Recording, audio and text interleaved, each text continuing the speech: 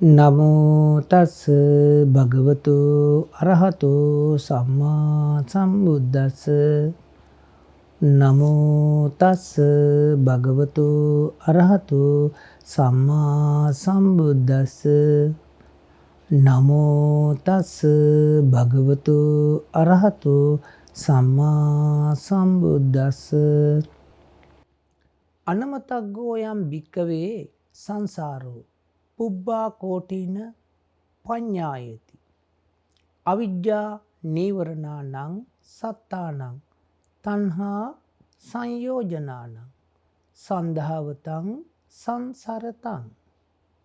සද්ධා බුද්ධ සම්පන්න කාරුණික පින්වතුනි, මේ පින්වතුන්ලා සූදානම් වන්නේ අපගේ තිලෝගුරු අමාමෑණී බුදු පියාණන් වහන්සේගේ ධර්මස්කන්ධයෙන් අබමල් රේණුවකටත් වඩා අඩු ධර්ම බිඳක් ශ්‍රවණය කර ගනිමින් තම තමන්ගේ ජීවිතවලට ධර්මයේ සරණ ලබා ගන්න. පින්වතුනි, අපි මේ විශාල සංසාරයක් ගත කරගෙන එන සත්වයෝ, ප්‍රමාණයක් දක්වන්න බෑ. එහෙම එන අතර එක නවාතැන් පොලක් තමයි මේ අපට ලැබිලා තියෙන්නේ. මේ නවාතැන් පොලේ පින්වතුනි බොහෝ වටිනකමක් තියෙනවා. මොකද්ද මේ වටිනකම? ඒක තමයි පින්වතුනි, මේ නවාතැන් පොළ තියෙන තැන මේ ලෝකයේ තියෙන උතුම්ම වස්තුූන් පහළ වෙලා. මේ ලෝකයට බුදු කෙනෙක් පහළ වෙලා. දුර්ලභ බුද්ධුප්පාදෝ ලෝකස්මින්. ඒ වගේම දුර්ලභා කන සම්පatti. මේ ඇස කන නාසය දිව කය මනස අංග සම්පූර්ණ අපිට ලැබිලා. සතර අපායේ ඉපදිලා නැහැ. අසඤ්ඤ තලයක ඉපදිලා නැහැ. ධර්මය ඇහෙන්නේ නැති ප්‍රදේශයක, ධර්මයේ දැනගන්න බැරි පළාතක ඉපදිලා නැහැ. අඳගලු බිහිරි අංගවිකල මන්ද බුද්ධික වෙලා නැහැ. ඒ වගේම පින්වතුනි, දුර්ලභ මනුස්සත්ව පටිලාභෝ, මේ දුර්ලභ මනුස්සාත්මය අපිට ලැබිලා තියෙනවා. ඒ වගේම පින්වතුනි, සද්ධම්ම ශ්‍රවණං අති දුර්ලභං. මේ ධර්මය ශ්‍රවණය කිරීමත් අති දුර්ලභයි. ඒක අති දුර්ලභයි කියනවා. මොකද අද කාලේ අපිට දැක බලා ගන්න පුළුවන් මේ තරම් ධර්මය ඇහෙන්න තියෙන කාලෙක මේ මිනිස්සයෝ ඇහැ පිනවනවා, කන පිනවනවා, නාසය පිනවනවා, දිව කය මනස පිනව සසරට වැටෙන හැටි. මේ දුර්ලභ අවස්ථාවලින් ප්‍රයෝජනය ගන්න මේ සත්වයෝ කීයෙන් කී දෙනාද උත්සාහ කරන්නේ පින්වතුනි. කෙසේ වෙතත් පින්වතුනි, මේ ධර්මය ශ්‍රවණය කරන විට සුනාත ධාරේත චරාත ධම්මේ කියනවා. හොඳට ශ්‍රවණය කරන්න ඕන. සිත එකඟ කරගෙන මේ ධර්මය ශ්‍රවණය කරන්න ඕන. ඒ වගේම ඒ ශ්‍රවණය කරන ධර්මය ධාරණය කරගන්න ඕන. චරාත ධම්මේ, ඒ අනුව හැසිරෙන්න ඕන පින්වතුනි. එහෙම වුණොත් තමයි මේ දේශනා කරන ධර්මයේ නියම අර්ථ තමන්ගේ ජීවිතයෙන් දකින්න පුළුවන් වන්නේ. පින්වතුනි සංයුත්ත නිකායේ 3 වන පොතේ තියෙනවා ගද්දුල බද්ද කියලා සූත්‍රයක්. බලුදන් වලින් ගැට ගහපු සුනකයා. පින්වතුනි මං අර අර්ථ රත්නයක් පාලි පාඨකයක් දේශනා කරා. ඒකේ අර්ථ රත්නේ තමයි අවිද්‍යාවෙන් වැහිලා තණ්හාවෙන් බැඳිලා මේ උපතකින් උපතකට භවයෙන් භවයට සැරිසරන්නා වූ මේ සත්වයාගේ මේ දුක නම් කෙලවර කරනවා කියලා මා දකින්නේ කියලා භාග්‍යවත් බුදුරජාණන් වහන්සේ දේශනා කරනවා. පින්වතුනි මේ සතර මහා සාගරය කවදා හරි දිනයක් එනවා හිඳන දිනයක්. සතර මහා සාගරයේ අතුරුදහන් වෙන දිනයක් වෙනවාද නොවෙනවාද? එහෙම දිනයක් එනවා. පින්වතුනි බුදුරජාණන් වහන්සේ දේශනා කරනවා ඒසා විශාල වූ සතර මහා සාගරයත් අතුරුදහන් වෙනවා. නමුත් මේ උපතකින් උපතකට දුවන්නා වූ උපතකින් උපතකට සැරිසරන්නා වූ සත්වයාගේ දුක නම් කෙලවර කරනවා කියලා මා දකින්නේ නැහැ කියලා. ඒ වගේම පින්වතුනි මේ සිනේරු පර්වතය එහෙම නැත්නම් මහා මේරු පර්වත රාජයා ගිනිගෙන ඇවිලෙලා විනාශ වෙනවාද නොවෙනවාද? එහෙම දවසක් පින්වතුනි එනවා.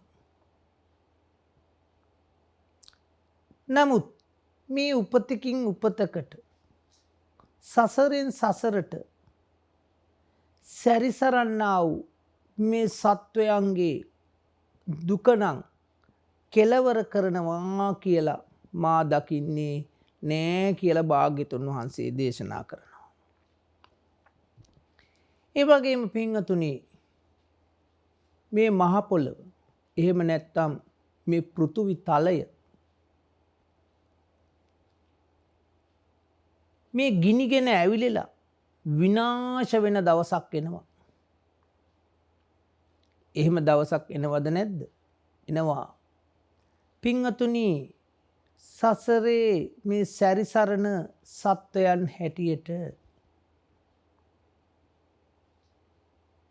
මේ දුක නම් කෙලවර කරනවා කියලා මා දකින්නේ නෑ කියලා බුදුරජාණන් වහන්සේ පෙන්නනවා. ඒ වගේම පින්වතුනි මේ අශෘතවත් පෘථග්ජනයා ඉන්නවා. මේ පෘථග්ජන සත්වයා මෙන්න මේ විදිහටයි මේ ලෝකෙ දිහා දකින්නේ, විමසන්නේ, බලා ඉන්නේ. රූපං අත්තතෝ සමනුපස්සති. රූපවන්තං වා අත්තානං අත්නනීවා රූපං රූපස්මින් වා අත්තානං. මෙන්න මේ විදිහටයි මේ පෘථග්ජන සත්වයා දකින්නේ. ආත්මවත් වූ රූපයක් ලෙස දකිනවා. මොකද්ද? ආත්මවත් වූ රූපයක් ලෙස දකිනවා. ඒ වගේම රූපවත් වූ ආත්මයක් ලෙස දකිනවා. ආත්මයේ තියෙන රූපය තුල කියලා දකිනවා. රූපය තුල ආත්මය තියෙනවා, ආත්මය තුල රූපය තියෙනවා කියලා දකිනවා. මේ ආකාරයකට මේ අසුතවත් පෘථග්ජනයා දෘෂ්ටිගත වෙනවා. පින්වතුනි ඒ වගේම වේදනාවත් රූපවත් වූ වේදනාවක්, වේදනාවත් වූ රූපයක්. රූපය තුල තමයි වේදනාව තියෙන්නේ. වේදනාව තුල තමයි රූපය තියෙන්නේ. මේ විදිහට දෘෂ්ටිගත වෙනවා. සංඥාව, සංස්කාරය, විඥානය මේ ස්කන්ධ පංචකයේම එයා 20 ආකාරයේ දෘෂ්ටිගත වෙනවා. ඒ වගේම මේ පුද්ගලයා ආර්යයන් වහන්සේලා දන්නේ නැහැ. ආර්ය ධර්මයේ දක්ෂත් නැහැ. ආර්ය ධර්මයේ හික්මෙන්නෙත් නැහැ. ඒ වගේම සත්පුරුෂයන් වහන්සේලා දන්නෙත් නැහැ. දකින්නේ නැහැ අය. සත්පුරුෂ ධර්මයට අදක්ෂයි. සත්පුරුෂ ධර්මයේ හික්මෙන්නෙත් නැහැ. රූපය ආත්මවත් වූ එකක් කියලා දකිනවා. ආත්මවත් වූ රූපයක් කියලා දකිනවා. රූපය තුල ආත්මය තියෙනවා කියලා දකිනවා. ආත්මය තුල රූපය තියෙනවා කියලා දකිනවා. මේ ආකාරයට ඒ අය දෘෂ්ටිගත වෙනවා. බලන්න අපි ජීවිතේ අපි ජීවත් වෙන සමාජය තුල අපේ දරුවෝ, අපේ ඥාති, අපි සත්ව පුද්ගල හැටියටමයි අපි ඇසුරු කරන්නේ. ඒ මොකද අවිද්‍යාව සහගත මනස නිසා. ඒ අවිද්‍යාව සහගත මනස නිසා මේ රූපය ඇසුරු කරගන්නවා. ඇසුරු කරගෙන දුකටපත් වෙනවා. මේ සූත්‍රයේ දේශනා කරනවා උපමාවක්. මේ තඹක හරි කණුවක හරි දන්වැලකින් බල්ලෙක්ව ගැට ගන්න. ඒ සුනකයා ඇවිද්දොත් ඇවිදින්නේ මේ කණුව වටේටමයි. එයා läග්ගොත් ලගින්නේ මේ කණුව වටේටමයි. ඒ වගේ පින්වතුනි මේ ආශ්‍රිතවත් පුතග්ජනයා රූපය ඇසුරු කරගෙන රූපය වටේටමයි ඇවිදින්නේ. රූපය වටේටමයි ලගින්නේ. බලන්න නැද්ද කියලා. අඬනවා, වැළපෙනවා, ශෝක කරනවා, ගහ ගන්නවා, රණ්ඩු වෙනවා. රූපය ඇත්ත වෙලා. රූපය කෙනෙක් පුද්ගලයෙක් වෙලා. එයා රූපයේ ඇත්ත දකින්න දන්නේ නැහැ. එයා රූපය තුල ලෝකය සකස් කරගන්න. වේදනාව තුල ලෝකය සකස් කරගන්න. මට බැන්න, මට ගැහුවා, මට උනේ කියලා වේදනාව තුල ලෝකය සකස් කරගන්න. ඒ වගේම සංඥාව, සංස්කාරය, විඥානය මේ තුලම තමයි එයා ඇවිදින්නේ. මේ තුලම තමයි එයා හිටගන්නේ, ඉඳගන්නේ, නිදාගන්නේ. එයා ඇත්ත දන්නේ නැහැ. හැබැයි පින්වතුනි ශ්‍රුතවත් ආර්ය ශ්‍රාවකයා ආර්යයන් වහන්සේලා දන්නවා. ආර්ය ධර්මී දක්ෂයි. ඒ වගේම ආර්ය ධර්මී හික්මෙන අය. සත්පුරුෂයන් වහන්සේලා දකින්න අය. සත්පුරුෂ ධර්මී හික්මෙනවා. ඒ වගේම සත්පුරුෂ ධර්මයේ දක්ෂයි. සත්පුරුෂ ධර්මයේ හික්මෙනවා. රූපය ආත්මය ලෙස ගන්නෑ. ආත්මවත් වූ රූප ලෙස ගන්නෑ.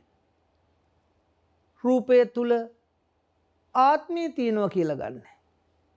ආත්මය තුල රූපය තියෙනවා කියලා ගන්නෑ.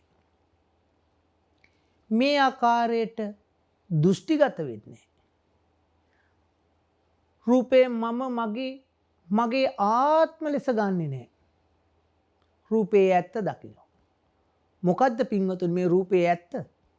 මේ වේදනාවේ ඇත්ත මොකද්ද? මේ සංඥාවේ ඇත්ත මොකද්ද? මේ සංස්කාරයේ ඇත්ත මොකද්ද? මොකද්ද අපේ ජීවිතය කියන්නේ? මේ ස්කන්ධ පංචකය කියන්නේ දුකක් කියන්නේ කොතනද කියලා එයා දන්නවා. මේ විපාක මට්ටමත් උපාදාන මට්ටමත් එයා දකිනවා. රූපයේ එයා මේ දැකලා චතුරාර්ය සත්‍යයි දකින්නේ. එයා දුක දකිනවා මේ රූපේ තුල. කොහොමද දුක දකින්නේ? පින්වතුනි මව් කුසකට ආපු වෙලාවේ ඉඳන් ඒ මව් කුසේ කොච්චර දුක් විඳිනවද? ඒ අම්මා රස්නේ ආහාරයක් ගත්තොත් දුකයි. සීතල ආහාරයක් ගත්තත් දුකයි. ආලෝකයක් දකින්නවද? තරිකල ලේන් වට වෙච්ච ලේ කලගෙඩියකට වගේ වෙලා සිටිනවා. එහෙම දුක් ඉදලා ඇදලා ගන්නවා මේ ස්කන්ධ පංචකය. නැත්තම් උප්පත්තිය ලබනවා. ඒ බලන්නේ එතනින් ඉවරද කියලා. ජීවත් වෙනකොට ලෙඩ රෝග හැදෙනවා, දුකටපත් වෙනවා, වයසට යනවා, කොණ්ඩේ ඉදෙනවා, හම රැලි වැටෙනවා. ලෙඩ වලින් කොච්චරනම් දුක් විඳිනවද? බැනුම් අහන්න වෙනවා, රණ්ඩු වෙනවා. මේ දේවල් ඇති කරගන්නේ මේ ඉපදීම නිසා නේද කියලා එයා දකිනවා. මේ දුක දකිනවා. මේ දුක දැක්කේ නැති වුණොත් නිරයට ගියත් නිරේ ඒ සත්‍යයට දුක් විඳින්න වෙනවා. പ്രേත ලෝකයට සකස් වුණත් හේතු ඒ പ്രേත ලෝකයේ සෙම සොටු සැරවත් ආහාරයට ගන්න විදියක් නැතුව දුක් විඳිනවා. තිරිසන් ලෝකේ බලන්න අපිට ඇහැට පේන විදිහට සතෙකුට සතෙක් ආහාරයක් වෙලා හරියට දුක් විඳින ඒ සත්තු. කුසල් සිතක් උපදින්නේ නැහැ. කුසල් සිතක් උපද වෙන්න හේතු සකස් වෙන්නේ නැහැ පින්වතුනි. ඒ අය දුකෙන් දුකටමපත් වෙනවා. තිරිසන් ලෝකෙන් චුත වෙලා പ്രേත ලෝකයට, പ്രേත ලෝකයෙන් අසුර ලෝකයට, අසුර ලෝකයෙන් නිරයට, නිරේ බොහෝ කල් දුක් විඳිනවා. පින්වතුනි මේ සතර අපායට වැටෙන සත්වයෝ මේ සතර අපායෙන් මිදෙනවා කියන එක හිතන්නවත් බෑ පින්වතුනි. ඒකයි පින්වතුනි අපිට මේ ලැබිච්ච දුර්ලභ අවස්ථාවේ වටිනකම තියෙන්නේ. මේක අතහැර ගන්න එපා පින්වතුනි. මේ ධර්මයේ අමෘතයක් ලෙස දකින්න බලන්න. තමන්ගේ ජීවිතයට ගලප ගන්න. එහෙම නැති වුණොත් කවුරු අපිට පිළිසරණක් වෙයිද? අපිට පින්වතුනි දරුවෝ ඉන්නවා. දරුවන්ට පුළුවන්ද වයසට යාමෙන් බේරගන්න? මරණේ, ලෙඩ රෝග වලින් පුළුවන්ද බලන්න බේරගන්න? ඒ අයට බෑ පින්වතුනි. ඒ වගේම මුදල් හම්බ කරනවා නේද පින්වතුනි? සල්ලි අපි ගොඩ ගහ ගන්නවා. තණ්හාවෙන් එකතු කර ගන්නවා. ලෝකයක් අල්ල ගන්න බලනවා. ලෝකෙම රජ වෙන්න බලනවා. හැබැයි වයසට යාමෙන් අපිට බේර ගන්න කාටවත් හැකිද?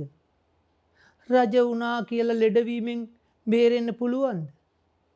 මේ ලෝකේ ඉන්න වෛද්‍යවරු, ලෝකෙම ඉන්න වෛද්‍යවරු ලං කරගත්තත් මරණයෙන් බේරෙන්න පුළුවන්ද පින්වතුනි? ඒකයි පින්වතුනි මේ ලෝකයේ ඇත්ත දකින්න අපි උත්සාහ කරන්න ඕනි. එහෙම නැති වුණොත් මේ අවස්ථාව අපිට මග හැරුණොත් පින්වතුනි හිතන්න එපා. අර දුගතියක වැටුණොත් ඒ පිච්චි ඉන්න සත්වයන්ට කුසල් සිතක් මතුවේද පින්වතුනි? പ്രേත සත්වයන්ට ආහාරයක් නැතුව බඩ පිටට ඇලිලා සමහරක් සත්වයෝ මේ പ്രേත සත්වෝ ඉන්දිකට තුඩක් වගේ කට, විශාල කලගෙඩියක් වගේ බඩ, ආහාරයක් නැතුව දුක් විඳිනවා. සෙම ටිකක් නැතුව දුක් විඳිනවා. කෙල ටිකක් නැතුව දුක් විඳිනවා. අසූචි ටිකක් නැතුව දුක් විඳිනවා. අසූචි වලක ඉන්න පණුව කොච්චර දුක් විඳිනවද එයාලට? නමුත් මේ ලෝකේ තණ්හාවෙන්මයි අල්ලන් ඉන්නේ පින්වතුනි. එයාලා මැරෙනවට කැමති නෑ. නිරසත්තු මැරෙනවට කැමතිද? പ്രേත සත්තු මැරෙනවට කැමතිද? එයාලා ඒ දුකේ ඉඳගෙන තමන්ටයි කැමති. මගේ ලෝකය සකස් කරගන්නයි පින්වතුනි කැමති. ආත්මවත් වූ ලෝකයක් හදාගෙන මේ පින්වතුනි මේ දුකින් දුකටපත් වෙන මේ සත්වයා දුකටම යනවා පින්වතුනි. ඒකයි මේ සසර භයානකයි පින්වතුනි. නමුත් පින්වතුනි යම් කිසි කෙනෙක් මේ දුක දැක්කොත් මේ රූපේ මම නෙවෙයි, මේ රූපේ මගේ කරගන්නකන් දුක නේද, මගේ දරුවෙක් කියලා මං ලං කරගන්නේ දුක නේද, ඒ දරුවා ලෙඩ වෙනවා නේද, ඒ දරුවා මරණයට පත් වෙනවා නේද, සමහරක් දරුවෝ මව් කුසේදී මරණයට පත් වෙනවා, සමහරක් අය ඉපදිලා ටික දිනකින් මරණයට පත් වෙනවා, අවුරුදු 2 3 5 10 ගිහිල්ලා වයසට ගිහිල්ලා පවා මරණයට පත් වෙනවා. අපි මේ සැපයි කියලා ලං කරගන්නේ දුක නේද කියලා යා විමසනවා. මේ මම කියන තැන, මේ සැප කියන තැන යා විමසනවා. මේ රූපේ කුණුප කොටස් ටිකකින් හැදිච්ච දෙයක් කියලා යා දකිනවා පින්වතුනි. බලන්න පින්වතුනි මේ රූපය දිහා මේ හැමකින් ආවරණය කරලා තියෙන්නේ කුණුප කොටස් දෙකක්. මේකේ බලන්න පින්වතුනි මේ පින්වතුන්ලාට දෙනවා එළිය දාලා දෙනවා කෙල හොටු සෙම සැරව අසූචි මල මුත්‍රා. මේවා අතින් අල්ලන්න කැමතිද? පයින්වත් අල්ලන්න කැමති නැහැ. එහෙම කුණු ගොඩක්, එහෙම අසූචි ගොඩක් හැමකින් වහලා හරියට තුවාලයකට බෙහෙත් දැම්මහම ඒක පේන්නේ නැහනේ. අන්න ඒ වගේ තුවාලයක් පින්වතුනි මේක අපි සෙන්ට් ගානවා, සුවඳ වලින් සරසනවා, කොණ්ඩ වගේ දේවල් ස්ක්‍රේට් කරනවා කියනවා, තව ඩයි කරනවා කියනවා. ලස්සනට තියාගන්න අපේ ජීවිත අපි කොච්චර උත්සාහ කරනවද? හැබැයි මේ මලකුණ ඇත්ත අපි දකින්න උත්සාහ කරන්නේ. මේක මලකුණක්, මල මිනියක් මේක. එළිය කුණු වෙච්ච මැරිච්ච ශරීරයක් දිහා බලන්න. ඒකේ තියෙන්නේ කෙල, හොටු, සෙම, සැරව, අසූචි, බඩවැල්, කුඩා බඩවැල්, මහා බඩවැල්, වකුගඩු, පෙනහළු, ඇට සැකිලි. මේව නේද? හැබැයි මේ ශරීරයේ ඒව නැද්ද? ඒවයින් තොරද පින්වතුනි? එහෙවම තමයි පින්වතුනි. ඇයි මම කරගන්නේ? ඇයි මගේ කරගන්නේ? ඇයි මේ දුක අල්ලගන්නේ? උදේට නැගිටින වෙලාවට බලන්න පින්වතුනි. කඳුළු එනවා අපි කැමතිද? කබ එනවා කැමතිද? හොටු එනවා කැමතිද? කෙල එනවා කැමතිද? වෙලාවකට මේ කටින් කෙල එනවා. වෙලාවකට මේ කටින් සෙම එනවා. වෙලාවකට මේ කටින් වමන එනවා. බලන්න කොච්චර පිළිකුල් දේවල් ටිකක්ද මේ කයේ මම කරගෙන තියෙන්නේ. බලන්න නුවණින් මේ කයට තියෙන තණ්හාව නැති වෙන්න නම් පින්වතුනි, මේ තණ්හාව ගෙවා දාන්න නම් පින්වතුනි මේ ඇත්ත දකින්න ඕනි. මේ තණ්හාව ගෙවා දාන මගේ ආත්මය ලෙස ගන්න මේ කය අතහරින්නම් මේ ඇත්ත පෙන්වන්න වෙනවා පින්වතුනි. මගේමයි, මට අයිතිමයි, මගේ දරුවමයි, මගේ ඥාතිමයි, මමමයි කියන තැන බලන්න කොච්චර අසුබයන් ටිකක්ද පිරීලා තියෙන්නේ කියලා. මේ කය අතහැරිච්ච දවසට, මේ විඥාණය බැහැර වෙච්ච ගිය දවසට කොච්චර නම් මේකේ තියෙන මේ කුණුප කොටස් ටික කුණු වෙලා පණුවන්ට ආහාරයක් බවට පත් වෙනවා. භාග්‍යතුන් වහන්සේගේ කාලේ කරන්නේ මේ මරණයට පත් වුනහම අමු සොහනකට ගිහින් දානවා පින්වතුනි. මේක කුණු වෙලා පණුව ගහලා සත්තු කාල විනාශයට පත් වෙනවා. කොටසක් පසට එකතු වෙනවා. තව කොටසක් ජලයට එකතු වෙනවා. තව කොටසක් උෂ්ණ සිසිල දාති වලට එකතු වෙනවා. තව කොටසක් ගන්ධ සුවඳ හමා යනවා පින්වතුනි. එතකොට බලන්න පින්වතුනි මේකේ කිසිදු හරයක් තියනවද? ඇයි මම කියලා ගන්න? ඇයි මේ දුක මගේ කරගන්න? මගේ කරගත්ත හින්දා නේද පින්වතුනි අපිට දුක එන්නේ. මගේ දරුවට ලෙඩ වුණොත් දුකයි. හැබැයි මේ ලෝකෙ කෙරෝලක හරි ඉන්න දරුවෙකුට ලෙඩ වුණාට දුකනේ. ඇයි? මගේ නෙවෙයි ඒ දරුවා. එතකොට මේ තණ්හාව හින්දා නේද දුක එන්නේ කියලා බලන්න. ඒ සුතවත් ආර්ය ශාවකයා රූපවත් වූ ආත්ම දකින්නේ නැහැ. ආත්මවත් වූ රූප දකින්නෙත් නැහැ. එයා රූපය තුල ආත්මය කියලා දකින්නෙත් නැහැ. ආත්මය තුල රූපය තියෙනවා කියලා දකින්නෙත් නැහැ. ඒ තරම් එයාගේ නුවණ එයා විනිවිද දකින්න උත්සාහ කරනවා. මේ තණ්හාව නින්දා නේද මම සසරට වැටුනේ. මේ තණ්හාවෙන් නේද මේ දුකටපත් වෙන්නේ. මේ රූපේ කුසල් නෑ කියලා දකිනවා. මේ රූපේ අකුසල් නෑ කියලා දකිනවා. කර්මය නෑ කියලා දකිනවා.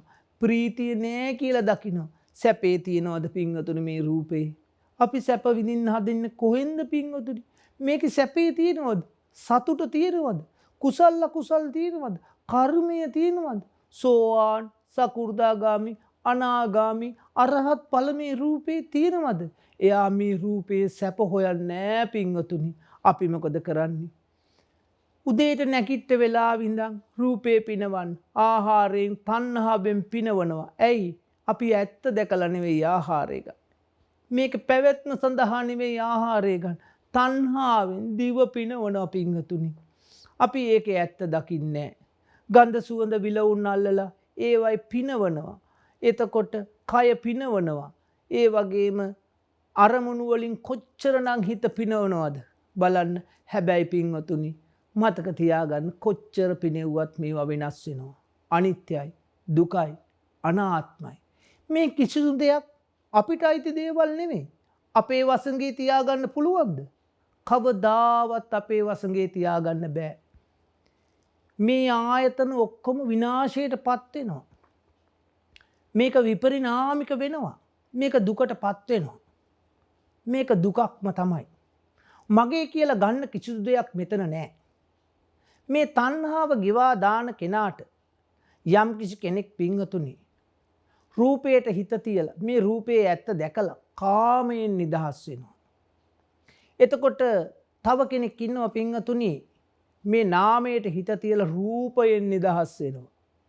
ස්පර්ශ නිරෝධයට හිත තියලා උතුම් අමා මහ නිවනපත් වෙනවා.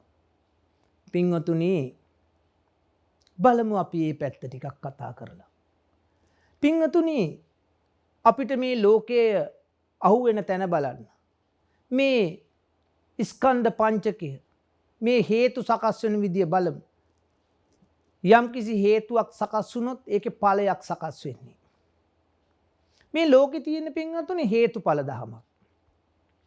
සත්ව පුද්ගලයෝ කියලා අපි කතා කරාට මේ ලෝකේ තියෙන්නේ හේතුඵල ධමයක්. හේතුන් වලින් තමයි සකස් වෙන්නේ. බලන්න මේ රූපය කන බොන ආහාරයෙන් සකස් වෙන්නේ. කන්න බොන්න දුන්නේ නැති වුණොත් මේක පවතිනවද? මේක මට ඕන විදිහට තියාගන්න පුළුවන්ද? සතියක් දෙකක් කන්න බොන්න දෙන්න බැරි වුණොත් මේක පවත්වන්න බෑ පින්වතුනි. එතකොට මේ රූපය කන බොන ආහාරයෙන්. එතකොට මොකද්ද? හේතුවක ඵලයක්. මේ ආයතන ටික පවතින්නේ මේ කන බොන ආහාරය නිසා.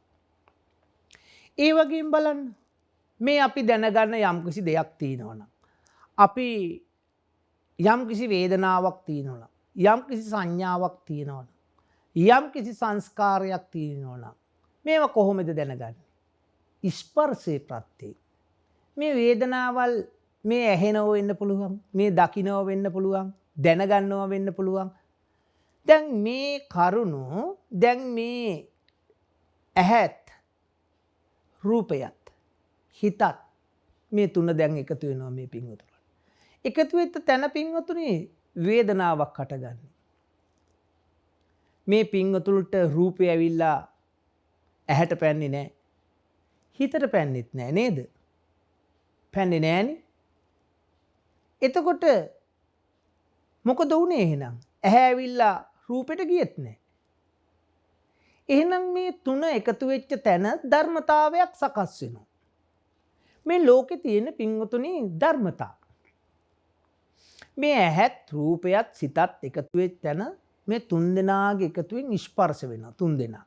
දැන් ඇහැ නැත්තම් සිතයි රූපයි තිබුණාට මේක වෙන්නේ නැහැ.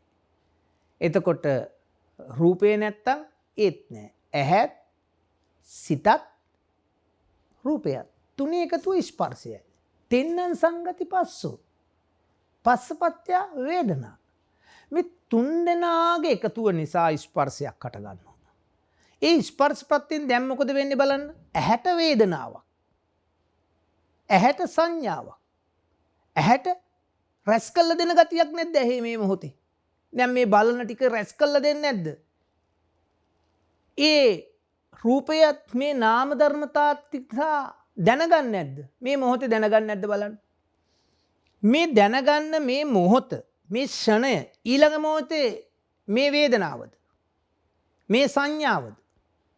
මේ සංස්කාරයද? මේ විඥාණයද? හරි. මේ තප්පරේ ඊළඟ තප්පරේ ඊළඟ ෂණේ බලන්න දැනගන්න එක අලුතෙන්ම හේතු ටිකක් අලුතෙන්ම ඵලයක්. එතකොට මම කියන්නේ කොතනද? බලන්න මේ මොහොතේ රූපය, මේ හැට ගැටෙන රූපය නිරුද්ධ නම්, ඒ හේතු නැති වෙනකොට නැති වෙනව නම් ඒ රූපේ නැවතෙන්නේ නෑනේ පින්වතුනි. අපිට එක දිගට තියෙන, එක දිගට බණ කියන හාමුදුරු නමක් පේන්නේ. ස්වාමීන් වහන්සේ නමක් පේන්නේ. ඇයි? හිතින් ගෙනල්ලා දෙන්නේ. මේ අවිද්‍යාව සහගත හිතින් ගෙනල්ලා දෙනවා එක දිගට බණ කියන ස්වාමීන් වහන්සේ නමක් බණ කියනවා කියලා. බලන්න මෙතන. මේ මොහොතේ තියෙන වේදනාව ඊළඟ මොහොතේ ඇහි තියෙන්නේ. බලන්න ජීවිතේ. ඔය බලාගෙන ඉන්න ඇස් දෙක අනිත් පැත්තට පොඩ්ඩක් හරවන්න පිට අහල පහලට. හරවලා බලන්න ඒ දර්ශන කෘත්‍යය. අන්න ඒ දර්ශන කෘත්‍යය කොහොමද උන්නේ? ඇසත් රූපයත් සිතත් එකතු වෙච්ච තැන ස්පර්ශයක් හටගත්තා. වේදනා සංඥා සංස්කාර කියන ධර්මතා ටිකක් හටගත්තා. චෛතසික ටිකක්. නාමයත් රූපයත් නිසා දැනගත්තා. මේ පැත්ත හැරෙන්න ඊළඟට. මේ පැත්ත හැරුණාම ආයි අලුතෙන්ම හේතු ටිකක් අනිත් පැත්ත බලනවා. ආයි අලුතෙන්ම හේතු. අපි රළු වශයෙන් බැලුවොත් හැබැයි මේකේ වේගය නම් පින්වතුනි කියලාවත් වචන උපමාවක්වත් පෙන්වන්න බෑ. ඇයි? ඒ තරම් වේගවත්ව මේ ස්කන්ධ පංචකයේ හේතු සකස් වෙනවා. එක දිගට තියෙන ස්වාමීන් වහන්සේ එක දිගට බණ කියන මේ හාමුදුරුවන්ව පේන්නේ මේ රූපය. ඕකට උදාහරණයක් කිව්වොත් පින්වතුනි ඉරේ ආලෝකය බලන්නකො. මේ මොහොතේ තියෙන ආලෝකයේදී ඊළඟ මොහොතේ බලන්නකො. එතකොට දැන් මේ දැකීම මේ දැකීමේ කෘත්‍ය වෙන්නේ ආලෝකය පරාවර්තනය වෙන ඇසට පරාවර්තනය වෙනකොට ඇහි තියෙන ප්‍රසාදයේ බිඳුනහමනේ දැනගන්නේ. විද්‍යාව අතින් කිව්වත් එහෙමයි. හැබැයි මේ ෂනේ තියෙන ආලෝකයේදී ඊළඟ ෂනේ ඉරේ තියෙන්නේ. ගිය ආලෝකය ගන්න පුළුවන්ද? හැබැයි මේ මොහොතේ බිඳීමද ඇහි ඊළඟ මොහොතේ බිඳීම. එතකොට අපි තව ක්‍රමයක් බලමු. මේ ලයිට් එකක් පත්තු වෙනකොට ඒ බල්බ් එක පින්වතුනි තප්පරයකට 60 වාරයක් විතර නිවි නිවි පත්තු වෙනවා. අපිට පේන්නේ එක දිගට තියෙන ආලෝකයක්. ඇයි? හිතින් ගෙනවිත් දෙන්නේ. මේ ස්කන්ධ පංචකය ඒ තරම් වේගවත්ව බිඳි බිඳි හේතු සකස් වෙනවා පින්වතුනි. අපිට පේන්නේ හිතින් තමයි මේ අවිද්‍යාවෙන් තමයි එක දිගට බණ කියන හාමුදුරු නමක් පේන්නේ. දැන් කන ගන්නකො බලන්න. දැන් ඇහෙනවනේ මේ බණ කියන ටික. හරි. කවුරු හරි එළියේ ඉඳන් කතා කරන ඔයාලගේ නම කියලා. අම්මේ කියනවා. නැත්තම් අයියේ මල්ලි තාත්තේ මොකක් හරි කියනවා. කන තිබුණා, ශබ්ද තිබුණා. හිත තිබුණා. තුනේ එකතුව තින්නම් සංගති පස්සෝ. ස්පර්ශ වුණා ඕන්න. හටගත්තේ මොකද්ද කනට? වේදනාවක්. ඊළඟ මේ වේදනාව සංඥාවක් හටගත්තා. ඒ වේදනා සංඥා දෙකම සකස් කරලා දුන්නා. ඒ වේදනා සංඥා දෙකම නාම රූප ප්‍රත්‍යයෙන් දැනගත්තා. හැබැයි ඒ දැනගත් එක දැනගත්ත ගතියත් එක්කම වැය වුණා. දැන් කවුරු හරි කතා කරනම් ඒ ශණයත් එක්කම මේක වැය වුණානේ. අම්මේ කිව්වනම් ඒ අම්මේ කියන වචනයත් එක්කම ඒ යම්තාක් ස්පර්ශي තියනවාද ඒ අම්මේ කියන වචනේ ඒ ස්පර්ශ නිරෝධයෙන් නිරුද්ධ වුණා. හැබැයි ඊළඟට මොකද්ද වෙන්නේ බලන්න. කවුද කතා කරේ? බලන්නකෝ අර නිරුද්ධ වෙච්ච වේදනා සංඥා දෙක නැවත මනසත් අරමුණු මනායතනයකින් මොකද කරන්නේ? නැවත ඒ වේදනා සංඥා දෙකට හිතනවා. ඒ වේදනා සංඥා දෙකට හිතලා ඒ වේදනා සංඥා දෙක පින්වතුනි දැනගන්නවා. ඒ දැනගත්ත වේදනා සංඥා දෙකට නැවත හිතනවා. හිතලා මොකද? කවුද? මල්ලි වෙන්නේ නැති, තාත්තා වෙන්නේ නැති, පුතා වෙන්නේ නැති, අල්ලපු ගෙදර කෙනා වෙන්නේ නැති කියලා. බලන්න පුතේ කවුදාර මේ ජයන්ත මාමා ඇවිල්ලා තිනවා අන්න අම්මා කතා කරනවා. කොහෙන්ද හදාගත්තේ? ඒ ස්කන්ධ පංචකේ නිරුද්ධ වෙච්ච තැන ඒ රූපස්කන්ධය, ඒ වේදනාස්කන්ධය, ඒ සංඥාස්කන්ධය, ඒ සංස්කාරස්කන්ධය, ඒ විඥානස්කන්ධය කියන ස්කන්ධ පංචකයම නිරුද්ධ වෙච්ච තැන නිරුද්ධ වෙච්ච දේ නුවණට ගෝචර වෙන්නේ නැහැ. ඒ දේ ඒ නිරුද්ධ වෙච්ච එක දන්නේ ඒ දැනගත්ත දේට ඒ වේදනා සංඥා දෙක නිරුද්ධයි නිරුද්ධයට හිතනවා හිතන දේ දැනගන්නවා දැනගත්ත දේට නැවත හිතලා ලෝකය සකස් කරගන්නවා. එතකොට පින්වතුනි මෙතන තියෙන වටිනකම අපේ පැවැත්ම කොච්චරද තියෙන්නේ බලන්නකො පැවැත්ම. අපි හිතන්නේ මේ කෙනෙක් මරණය කියන එක අපි දන්නේ පින්වතුනි මේ හිත මේ විඥානය බැහැර ගියාම මැරෙනවා කියලා. මේ නමුත් පින්වතුනි නුවණක් තියෙන ඉහළ නුවණකින් ඉහළ ප්‍රඥාවකින් දකින්න පුළුවන් පුද්ගලයෙකුට පුළුවන් මේ මරණය කියන එක හැම ෂණයකම සිද්ධ වෙනවා. හැම ෂණයකම. කොහොමද බලන්න? මේ මොහොතේ තියෙන රූපයේද ඊළඟ මොහොතේ මේ ඇහැට ගැටෙන වර්ණ සටහන ඊළඟ මොහොතේ තියෙනවද? අලුතෙන්ම හේතු. අලුතෙන්ම ඵලයක්. අලුතෙන්ම හේතුවක්. අලුතෙන්ම ඵලයක්. බලන්න ඇස් පිල්ලම් ගහන්න. ඇස් පිල්ලම් 10ක් ගැහුවොත් අපිට සාමාන්‍යයෙන් ආයි අලුතෙන්ම ඇහැ ඉපදෙනවා. අලුතෙන්ම සිත ඉපදෙනවා. අලුතෙන්ම රූපේ ඉපදෙනවා. ආයි අලුතෙන්ම ඇහැ ඉපදෙනවා. අලුතෙන්ම රූපේ ඉපදෙනවා. අලුතෙන්ම හිත ඉපදෙනවා. අලුතෙන්ම වේදනාව, අලුතෙන්ම සංඥාව, අලුතෙන්ම සංස්කාරය, ඒ නාමයත් ඒ රූපයත් නිසා අලුතෙන්ම විඥානයක් නෙමේද? එතකොට යම් තහක් ධර්මතා ඉපදුනා නම් ඒ සියලුම ධර්මතා නැවත එනවද පින්වතුනි? ඒ ඉපදිච්ච රූපේද නැවත දකින්නේ? හිතින් තමයි ගෙනවිද්දෙන්නේ. හිතින් තමයි මේ වේදනාව කියලා ගෙනවිද්දෙන්නේ. හිතින් තමයි මේ රූපේ කියලා ගෙනවිද්දෙන්නේ. හිතින් තමයි මේ සංඥාව කියලා ගෙනවිද්දෙන්නේ. හිතින් තමයි සංස්කාරය කියලා ගෙනවිද්දෙන්නේ. හිතින් තමයි විඥානය කියලා ගෙනවිද්දෙන්නේ. මේ ලෝකය ගෙනවිද්දෙන්නේ හිතින් පින්වතුනි. ඒ තැන ඒ ධර්මතා නිරුද්ධයි. එතකොට අපේ පැවැත්ම ශනයයි.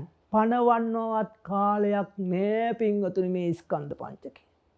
මොකද දැනගන්න ගතියත් එක්කම වැය වෙනවා. ගිය වේදනාව නැවත ගන්න පුළුවන්ද පින්වතුනි? ගිය ආලෝකේ නැවත ගන්න පුළුවන්ද?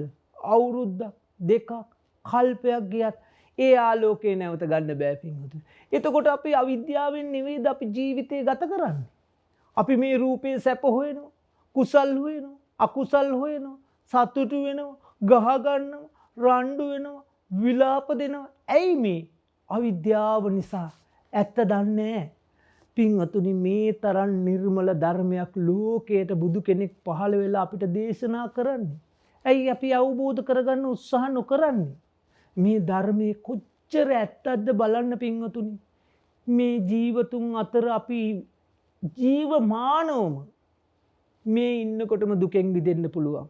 මේ ඉන්නකොටම මරණයෙන් නිදහස් වෙන්න පුළුවන්. මේ ඉන්නකොටම මේ දුක් මරණ කෙලවර කොළ ඇති කෙරවල කර ඇති සසරෙන් නිදහස් වෙන්න පුළුවන්. බලන්න මේ ඉන්නකොටම පින්වතුනි ලෙඩ වෙන කෙනෙක් හම්බ වෙනවද? මේ මොහොතේම රූපය මේ කුණුප කොටස් ටිකක් සත්‍යයක් පුද්ගලයෙක් නෑ. කන බොන ආහාරයෙන් සකස් වුනි මේ කන බොන ආහාරයෙන් සකස් වෙච්ච මේ ධර්මතා ටික හේතුවක ඵලයක් කියලා නුවණට ගන්නවා. ඇහැට ගැටෙන රූපේ ඒ මොහොතේම නිරුද්ධයි. යම් කිසි වේදනාවක් දැනගත්තනම් මේ ඇසට, කනට, නාසයට, දිවට, කයට, මනසට ඒ තැන නිරුද්ධයි කියලා නුවණට ගන්නවා. එක බත් කටක් කාපු රසය නැවත එනවද පින්වතුනි? නැවත අලුතෙන්මයි හේතු සකස් වෙන්නේ.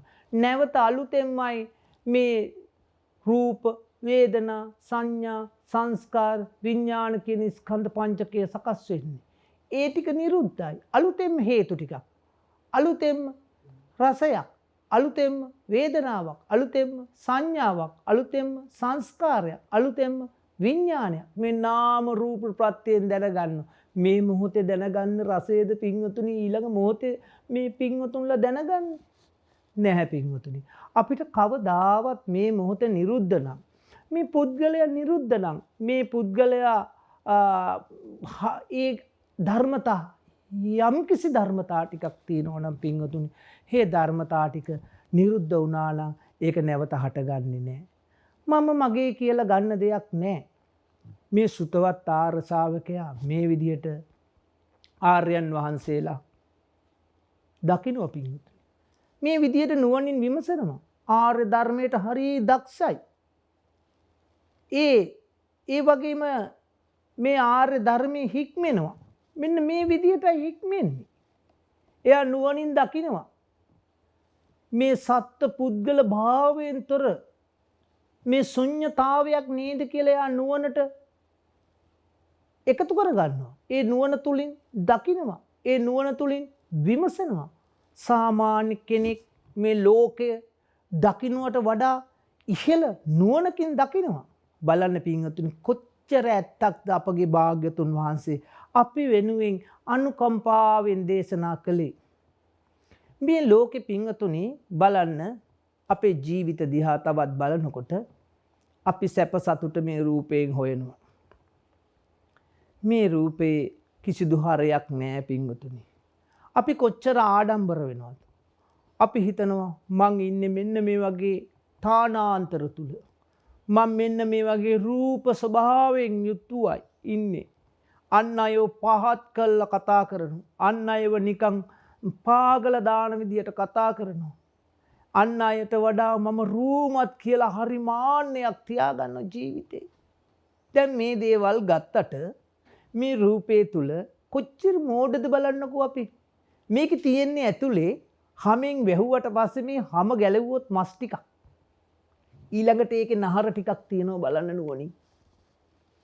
ඊළඟට ඒ මස් නහරත් එක්ක වෙලිලා ගිහිල්ලා ඇතුලේ තියෙන ඇට සැකිල් කූඩුවත් සමග බඩවැල් කුඩා බඩවල් මහා බඩවල් බොක්ක අසූචි බලන්න මේක ඇතුලේ තියෙන දේවල්. මේ කුණු ගොඩට මේ අසූචි ටිකට නේද මම මාන්නේ කරගන්නේ. මගේ දරුවා කියලා මම තුරුළු කරගන්නේ. ඇත්තටම නුවණකින්ද බලන්න. යම් කිසි කෙනෙක් නුවණකින් මේ ඇත්ත දකින්න පුළුවන් නම් දරුවා කියන තැන ඇත්ත දැක්කොත් එයා දරුවට සලකනවා. එයා දරුවට ඒ දරුවා කෙරෙහි ආදරය කරනවා කියන්නේ මෙහෙම නෙමෙයි යුතුයකම් වශයෙන්. කුණුප කොටස් වල දරුවා හම්බ වෙන්නේ නැහැ. එයා මොකද දරුවා ඉස්කෝලේ යනවා. දරුවට බෙහෙත් ටික අරන් දෙනවා. හැබැයි එයා මේ සතර මහා ධාතුවේ දරුවෝ දකින්නේ. එයා සාමාන්‍ය කෙනෙක් දකින්නට වඩා ඉහළ නුවණකින් දකිනවා. අම්මට සලකනවා. අම්මට බෙහෙත් ටික ගෙනවිත් දෙනවා. යුතුයකම් ටික කරනවා. හැබැයි එයා මේ ලෝකේ යම් කිසි ධර්මතාවයක් තියෙනවාද? අම්මා කියන්නේ කන බොන ආහාරයෙන් සැකසිච්ච රූපය. මේ වේදනාව මේ සිතට දැනගන්නේ අම්මා කියලා දැනගන්නේ සිතින් ගෙනල්ලා දුන්න මේ චිත්තද රූපයක් නේද කියලා යා දැනගන්නවා. ඇහැට පතිත වෙච්ච රූපය ඒ මොහොතේම ඒ හේතු නිරෝධයෙන් නිරුද්ධ වුණා කියලා යා නුවණට දැනගන්නවා. ඒ දැනගන්නේ වේදනාව නැවත අලුතෙන්මයි නැවත දැනගන්නේ. දැනගන්න ගතියට මේ වේදනාව වැය වුණා කියලා දකිනවා.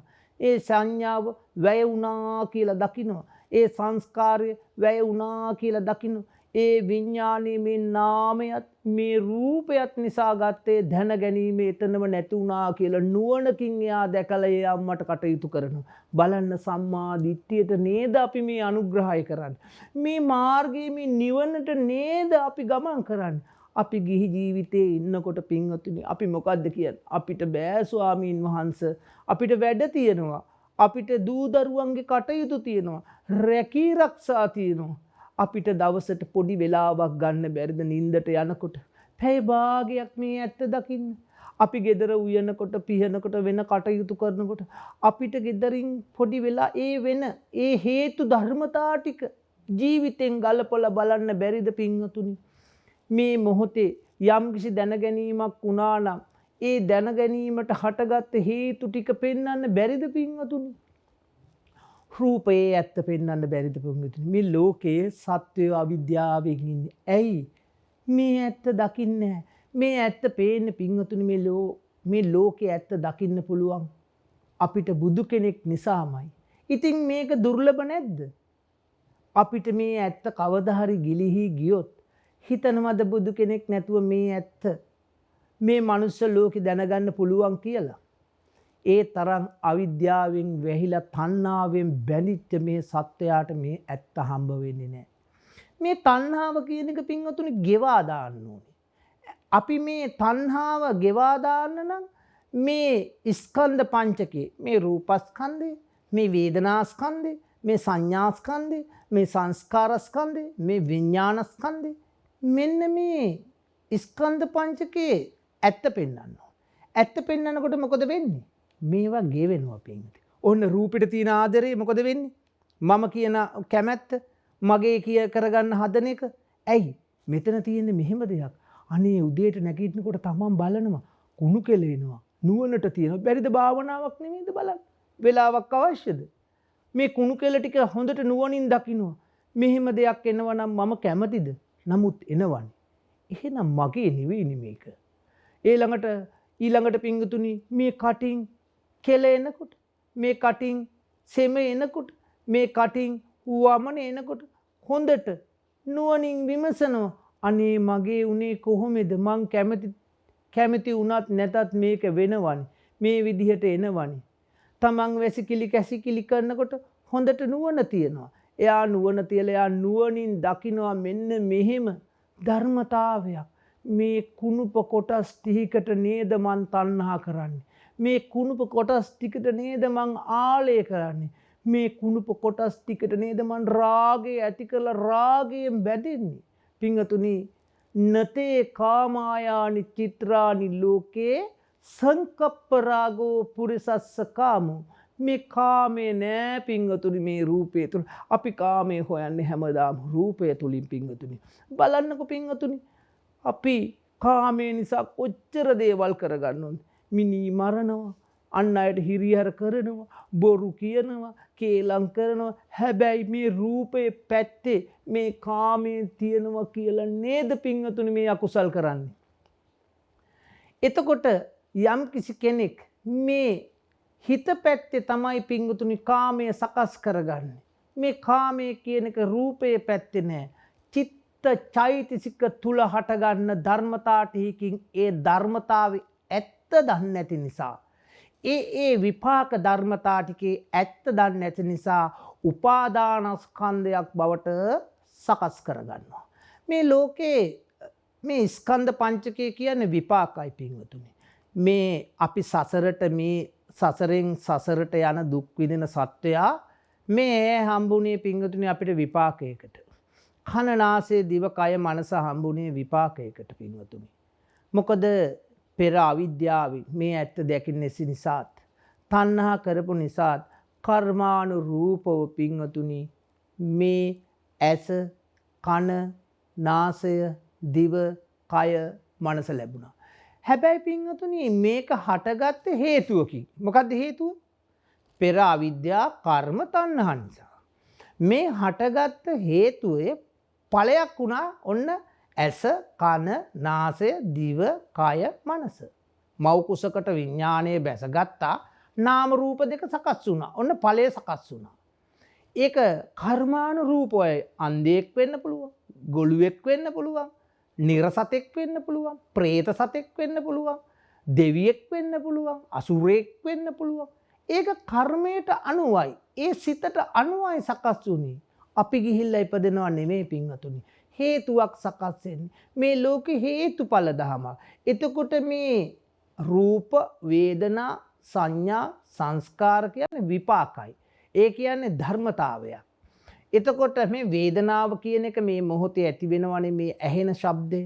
ඒ ශබ්දේ ආරම්භය යම්කිසි වේදනාවක්, සංඥාවක්, සංස්කාරක්, විඥානක් හම්බ වෙනවා. ඒක විපාකයි. හටගත්තා හේතු ටික ඒ වේදනා සංඥා ටික සකස් වුණා. නාම රූප ප්‍රත්‍යයෙන් දැනගත්තා. ඒ ටික නිරුද්ධයි. හැබැයි මේ නිරුද්ධ වෙච්ච දේ නිරුද්ධයි කියලා අපිට නුවණ තියනවද? ඒ විපාකයක් හැටියට අපිට නුවණ නැහැ. විපාකයක් හැටියට නුවණ නැති වෙනකොට පින්වතුනි හිතින් උපද්දලා ගන්නවා අපේ ජීවිතේ ඒ නිරුද්ධ වෙච්ච මේ ධර්මතා ටික ඒ ටික නැවත ඒ වේදනා සංඥා දෙකට හිතලා හිතන දේ දැනගෙන දැනගත්ත දෙයට හිතලා නැවත උපද්දලා මේ ලෝකය සකස් කරගන්නවා. දැන් මේ හාමුදුරුව කතා කරන මේ ස්වාමින් වහන්සේ කතා කරන මේ ටික දැනගන්නෙත් එහෙමයි.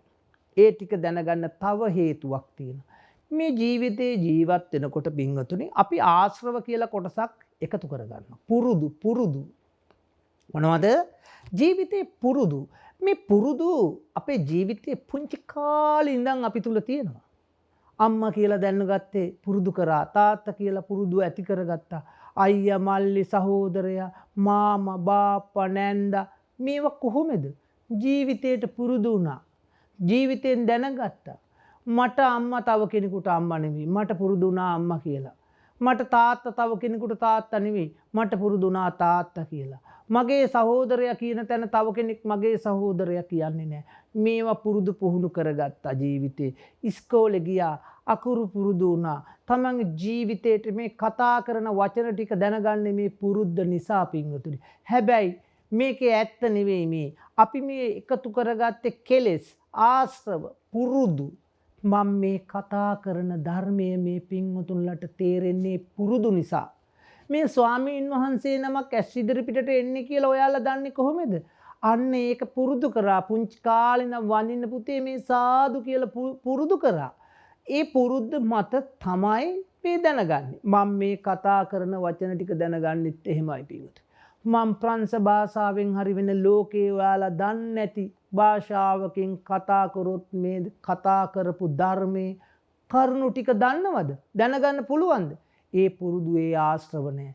එතකොට අපේ ජීවිතේ අපි ඇති කරගන්න මේ පුරුදු මත ලෝකය සකස් කරගන්න. මේ පුරුදු වල ඒ තන දැනගෙන ඒ වෙච්ච දේවල් ඇත්ත දැනගෙන ඒ තන අතහැරෙන්නේ නැහැ. ඒවා එකතු කරගන්නවා. ඒවා රැස් කරගන්නවා. ඒවා උපාදාන කරගන්නවා. ඒවා බැඳී යනවා. ඒවට ඇලෙනවා. ඒ තුල ලෝකය සකස් කරගන්න. හැබැයි මේ ශබ්දය මේ මොහොතේම හේතුකින් හටගත්තේ. කනත් ශබ්දයත් හිතත් නිසා හටගත්ත ධර්මතාවයක් තමයි වේදනා සංඥා සංස්කාර විඤ්ඤාණ මේ ස්කන්ධ පංචකේ. රූප වේදනා සංඥා සංස්කාර විඤ්ඤාණ මේ ධර්මතා ටික හේතුන් නිසා හටගත්තේ. හේතු නැති වෙනකොට නැති වෙනවා කියලා දැනගන්න නුවණක් අපි පුරුදු කරනවා. අපිට නිවන් දකින්න බැරිද? සම්මා දිට්ඨියටපත් වෙන්න බැරිද? මේ ඇස රූප නිසා මේ හිත නිසා මේ තුන්දෙනාගේ එකසුව තින්නං සංගති පස්සෝ පස්සපත්ත්‍යා වේදනා මේ වේදනාව හටගන්නේ මේ තුන්දෙනාගේ එකතුවෙන් කියලා හොඳට නුවණින් බලන්න. හොඳට නුවණින් විමසන්න. මේ පෙනෙන ඡායාව තුල නුවණින් විමසන්න.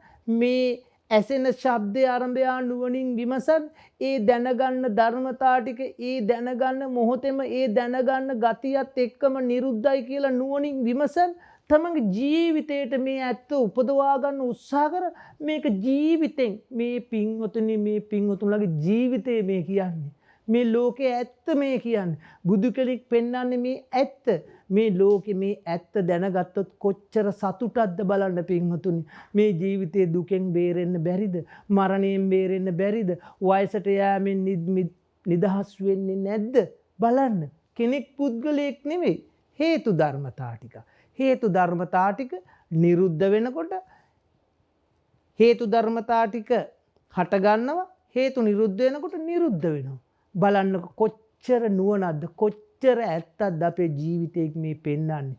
මේ ඇත්ත දකින්න පුළුවන් නම් කෙනෙකුට කොච්චර වාසනාවන්තද කොච්චර භාග්‍යයක්ද. මේ ලෝකේ සත්වයේ පුද්ගලයෙක් නොවන අනාත්ම ධර්මතා ටිකක් කියලා අපේ ජීවිතේට අපිට මේවා ගන්න පුළුවන් නම් කොච්චර අර්ථයක්ද බලන්න. නිතර නුවණට මෙනෙහි කරන්න.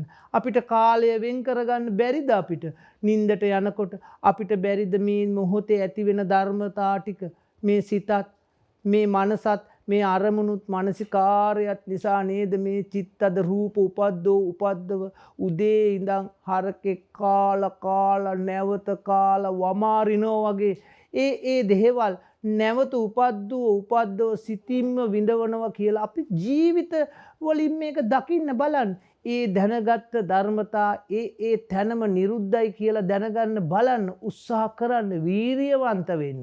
ඉතින් පින්වතුනි එතකොට මේ සම්මා දිට්ඨියට පත්වීමේ හැකියාව තියෙනවා. මේ තණ්හාව ගෙවා දාන්න පුළුවන් හැකියාව තියෙනවා.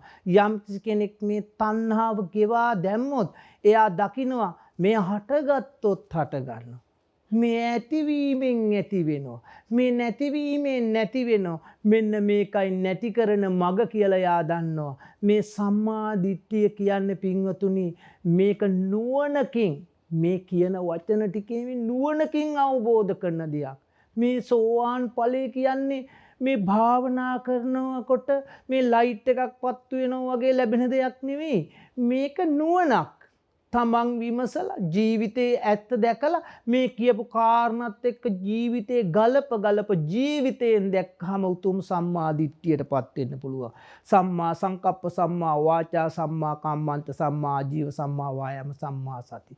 මෙන්න මේ ආර්ය අෂ්ටාංග මාර්ගයේ යම් කිසි කෙනෙක් වඩයිද වැඩෙයිද මේ විදිහට දකින්නකොට මේ ආර්ය අෂ්ටාංග මාර්ගයේම තමයි ගමන් කරන්නේ. බෝධිපාක්ෂ බෝධ්‍යාංග ධර්මයන් වැඩෙන්නේ. ඉතින් පින්වතුනි මේ ජීවිතේ මේ විදිහට කෙනෙකුට මේ සසර දුකින් ඈතර වෙන්න මේ අද දේශනා කරා වූ ධර්මය මේ පින්වතුන්ලාට හේතු වාසනා වේවා කියලා සාදුකාරයක් පවත්වලා ප්‍රාර්ථනා කරගන්න. ඒ වගේම පින්වතුනි අද මේ ධර්ම දේශනාවෙන් ලබා ගත්තා වූ කුසල සම්භාරයන් අනුමෝදන් කළ යුතු අයට ඒ පින් අනුමෝදන් කළ යුතුයි. පළමුවෙන්ම පින්වතුනි අපට අර්ථයෙන් ධර්මයෙන් මේ අවවාද අනුශාසනා ලබා දෙන්නේ නම කියන්න අවසරයි ගරු අපේ මාන් කඩවල සුදස්සන ලොකු ස්වාමීන් වහන්සේ. ඒ වගේම නම කියන්න අවසරයි ගරු මාන් කඩවල නන්දරතන ලොකු ස්වාමීන් වහන්සේ. ඒ වගේම නම කියන්න අවසරයි ගරු කොත්මලේ කුමාර කාශ්‍යප ස්වාමීන් වහන්සේ. මේ ස්වාමීන් වහන්සේලා තිදෙනාටම උතුම් අමා මහ නිවනම සාක්ෂාත් කර ගැනීමට මේ පින හේතු වාසනා වේවා කියලා අපි ප්‍රාර්ථනා කරමු. ඒ වගේම මේ ලෝකයත් ශාසනයත් මේ සම්බුද්ධ ශාසනයත් ආරක්ෂා කරන්නා වූ පොළොවාසී දෙවියන් සිට අකනිටා බඹලොව දක්වා විසිරී පැතිරී ඉන්නා සියලු දෙවි දේවතාවුන් වහන්සේලා මේ පින දැක බලා සතුටු වෙලා අනුමෝදන් වෙලා ඒ අයටත් පතන්නා වූ බෝධියකින් උතුම් චතුරාර්ය සත්‍ය ධර්මයම අවබෝධ කර ගැනීමට මේ පින හේතු වාසනා වේවා කියලා ප්‍රාර්ථනා කරමු සාදුකාරයක් දීලා. ඒ වගේම පින්වතුනි මේ පින්වතුන්ලා මේ ලබාගත් කුසලය මේ පින තමන් ජීවිතයට ඉතාමත්ම වටිනවා. මේ චතුරාර්ය සත්‍ය ධර්මය අපි ශ්‍රවණය කරේ.